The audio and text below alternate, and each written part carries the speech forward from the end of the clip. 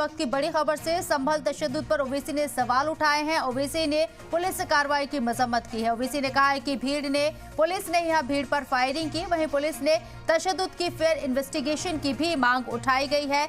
मुलजिमीन पर कार्रवाई की मांग की गई, जिम्मेदार अफसरों के खिलाफ कार्रवाई की भी मांग की गई है। वाज़ेह रहे कि असदुद्दीन ओवैसी ने जिस तरीके से संभल में तशद्दुद हुआ है, दंगा भड़का है, उसको लेकर पुलिस इंतजामिया के ऊपर सवाल उठाए हैं और फेयर इंक्वायरी की मांग की है, इन्वेस्टिगेशन की मांग की है। वाज़ेह रहे कि जामा मस्जिद सर्वे के दौरान यहां तशद्दुद भड़का था। संभल के अंदर पुलिस इंतजामिया के ऊपर इल्जाम है कि लॉ एंड ऑर्डर मेंटेन नहीं किया गया और वहां पथराव हुआ, पुलिस के जरिए फायरिंग की गई। हालांकि पुलिस के जरिए कहा गया है, एसएसपी के जरिए इस बात को वाज़ेह किया गया है, पहले भीड़ के जरिए फायरिंग की गई और फिर जवाब में फायरिंग की गई। इन तमाम हालातों के बीच में 3 लोगों की मौत हो चुकी है। हालात को काबू करने के लिए दफा 144 संभल के अंदर नाफिज है और पूरी तरीके से निगरानी की जा रही है संभल के पूरे एरिया की।